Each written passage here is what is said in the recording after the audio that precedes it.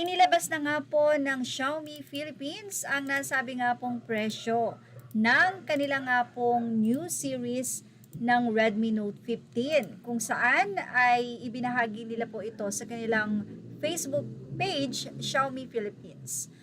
Ang It's Titan Top Redmi Note 15 5G na hawak-hawak nga po ni Bunso na si Justine ay 14,999 ang 8GB plus 256GB. Kung ito naman ay nasa 12GB plus 512GB ay nasa 7,999.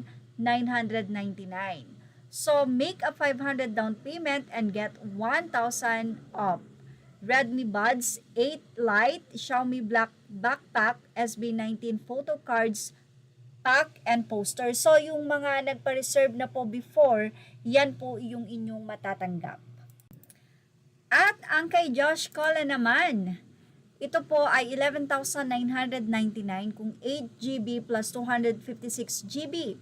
Kung 6GB plus 128GB naman ay 9,999.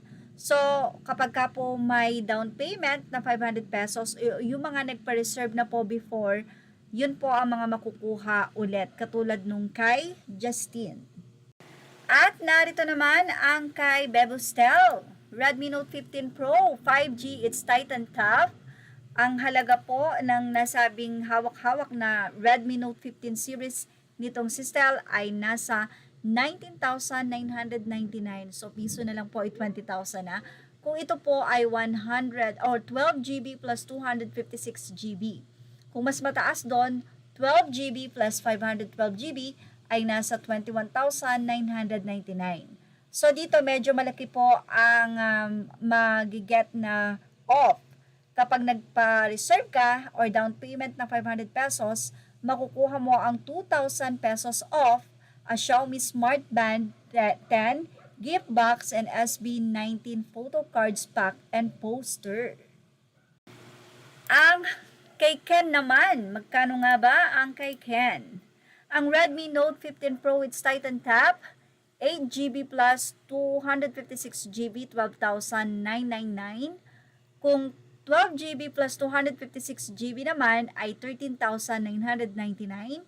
Kung 12GB plus 512GB naman ay 15,999. So, free Xiaomi Smart Band 9 active.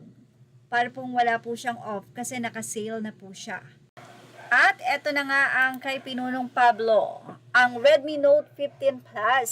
So magkano nga ba ito? Ito po ay may halagang 27,999 at ito po ay mayroon lamang 12GB plus 512GB. So isa lang yan, walang pamimilian.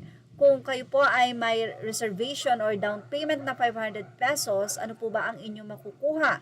2,000 pesos off. So, yung 27 ay magiging 25,000 or 24,999. Okay? Kung tama po tayo.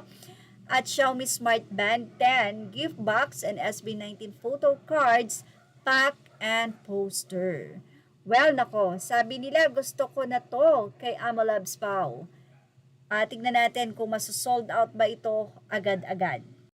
Samantala, sa kanila nga pong Facebook post, narito po ang ilan sa mga naging ganap ng Xiaomi Philippines event kung saan ang ambassador po ng Xiaomi Philippines SB19 ang pinaka panauhing pagdangal doon. Arito po ang kanilang ibinahaging mga photos.